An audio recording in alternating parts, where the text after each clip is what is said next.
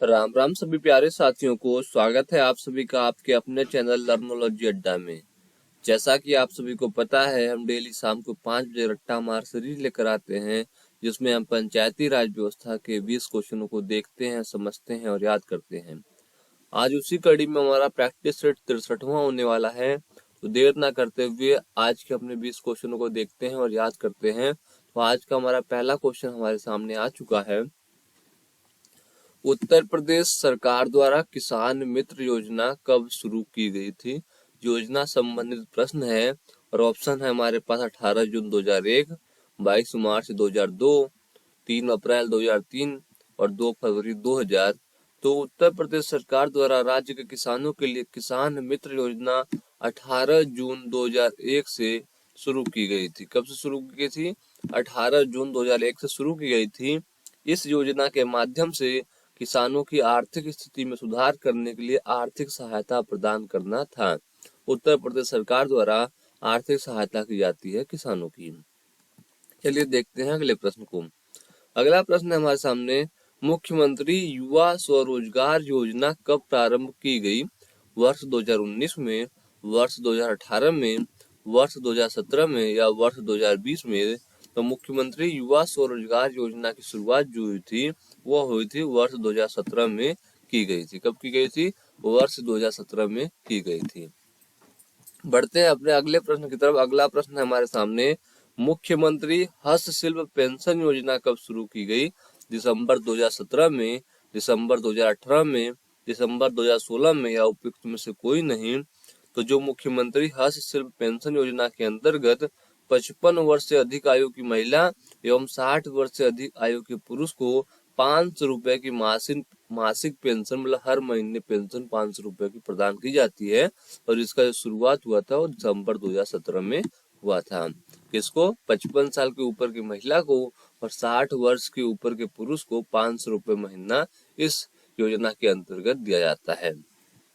बढ़ते हैं अगले प्रश्न की ओर। अपना अगला प्रश्न है, समाजवादी पेंशन योजना को स्थानांतरित कर मुख्यमंत्री पेंशन योजना कब प्रारंभ की गई? तो समाजवादी पेंशन योजना जब चली होगी तो वह सरकार जो होगी समाजवादी की सरकार होगी, मतलब 2012-2017 की सरकार होगी। और उसका नाम किसने बदला होगा? तो योगी जी ने बदला होगा। आप जानते हैं योगी जी कितने तेजी से नाम बदलते हैं।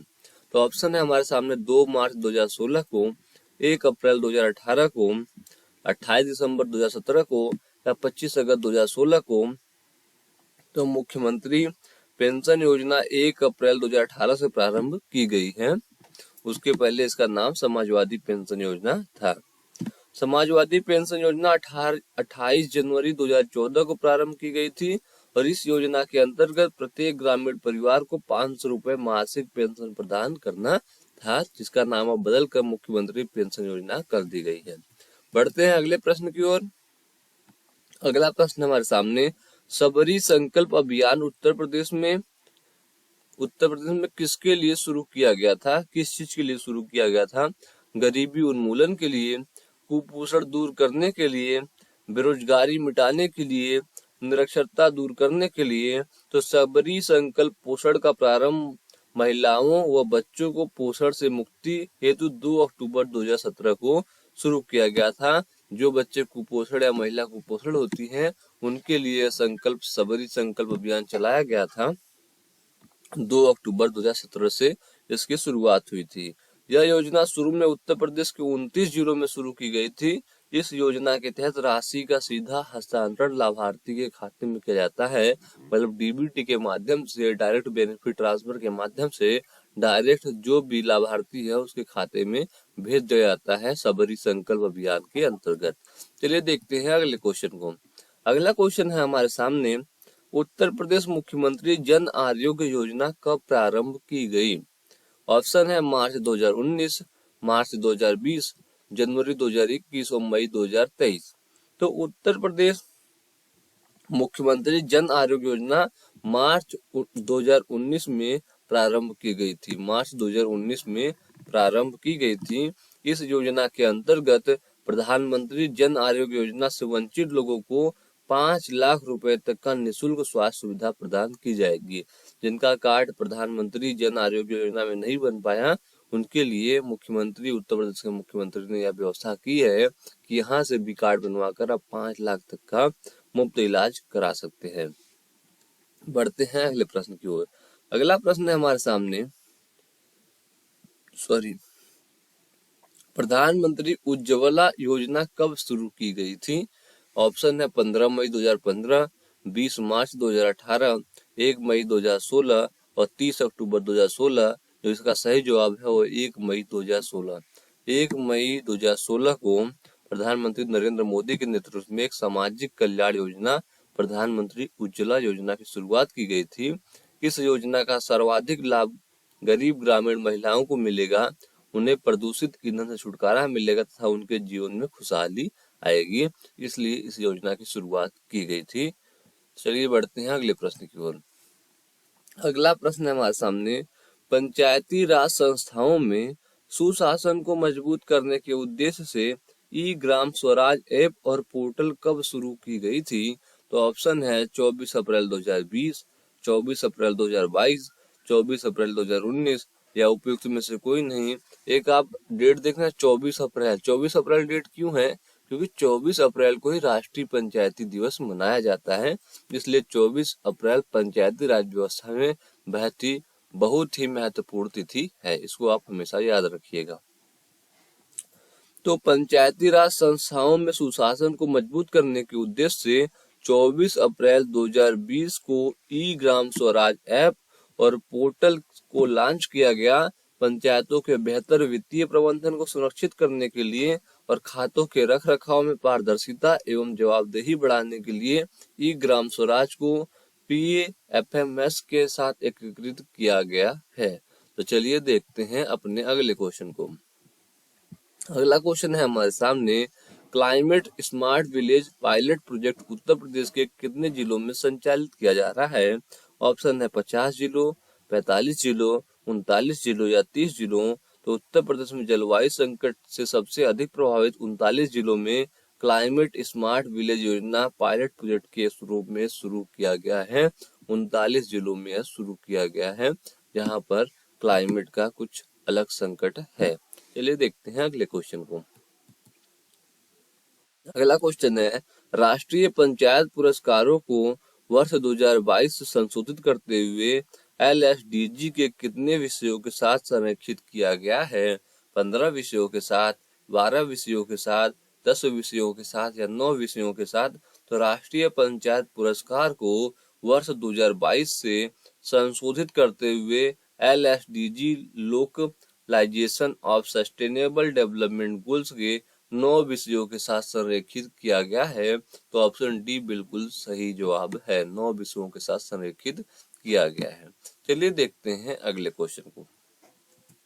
अगला क्वेश्चन है हमारे सामने, पंचायती राज मंत्रालय ने मेरी पंचायत मेरा अधिकार जन सेवाएं हमारे द्वार के तत्वाधान में सिटीजन चार्टर अभियान संचालित की थी।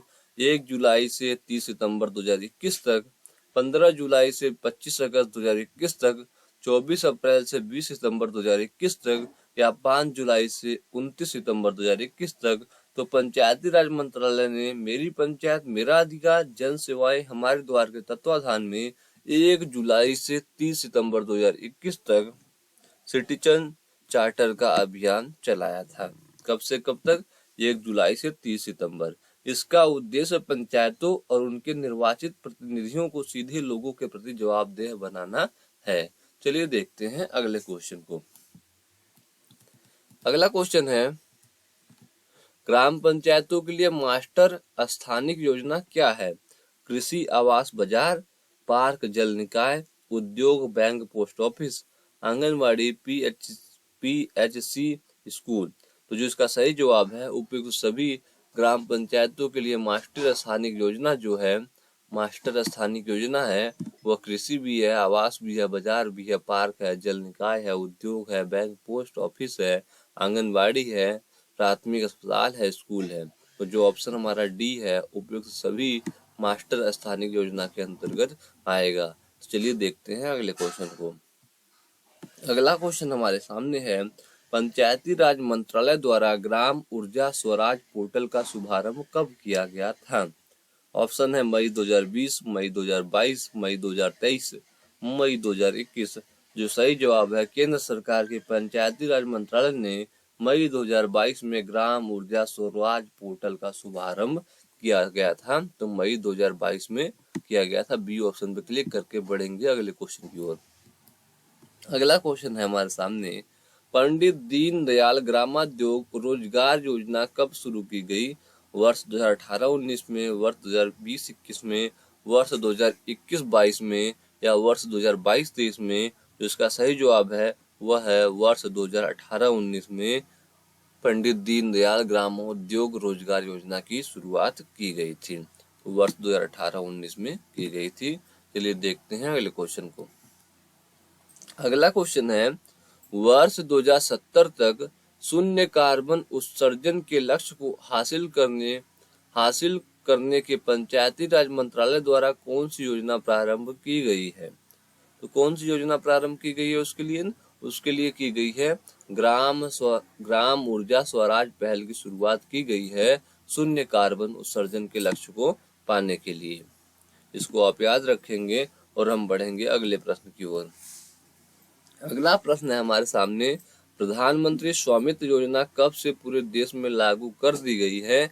24 अप्रैल 2021 से, 25 अप्रैल 2022 से, 26 मई 2023 से, या 24 मार्च 2023 से? इसका सही जवाब है, प्रधानमंत्री स्वामित्व योजना की शुरुआत पूरे भारत में 24 अप्रैल 2021 से कर दी गई है और इसे पूरे देश में 2025 तक चरणबद्ध तरीके से पूरा करने का लक्ष्य है तथा इसे पूरे देश में 24 अप्रैल 2021 से लागू कर दिया गया था।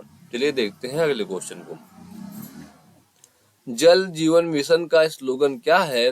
हर घर नल से जल, या ए और बी दोनों, या उपयुक्त में से कोई नहीं? जो जल जीवन मिशन का स्लोगन है वह है हर घर नल से जल, जो कि बी ऑप्शन है, यह बिल्कुल सही है। जल जीवन मिशन का स्लोगन नारा जो है वह है हर घर नल से जल। चलिए देखते हैं अगले क्वेश्चन को।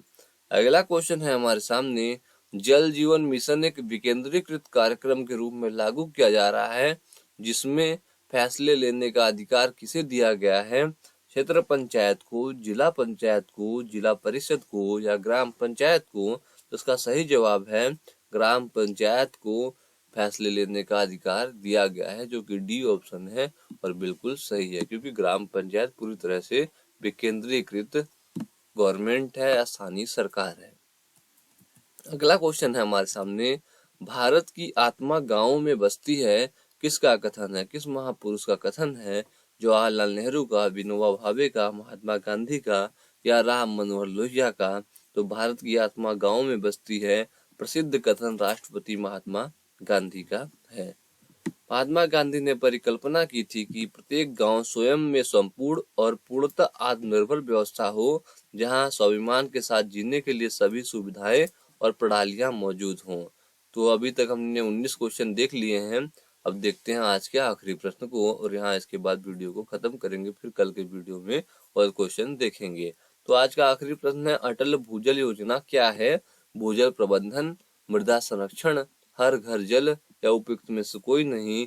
तो 25 दिसंबर 2019 को प्रधानमंत्री नरेंद्र मोदी द्वारा पूर्व प्रधानमंत्री अटल बिहारी वाजपेयी की 95वीं जयंती पर अटल भूजल योजना का शुभारंभ किया गया था और इस योजना का मुख्य उद्देश्य चिन्हित राज्यों में भूजल प्रबंधन में सुधार करना है। जो अंडरग्राउंड वाटर है उनके लेवल को बढ़ाना है, क्योंकि जिस एरिया में सूखाग्रस्त हो जाता है वहाँ का जो अंडरग्राउंड वाटर वो बहुत नीचे चला जाता है, इसलिए उसको बढ़ाना है। वो बढ़ेगा कैसे?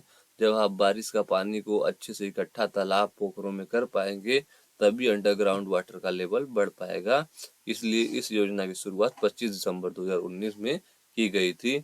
आपने यहाँ तक वीडियो देखा, वीडियो अच्छी लगे तो लाइक जरूर करना और कुछ पूछना या बताना हो तो कमेंट में पूछ और बता सकते हैं। तब तक के लिए धन्यवाद दोस्तों। जय हिंद।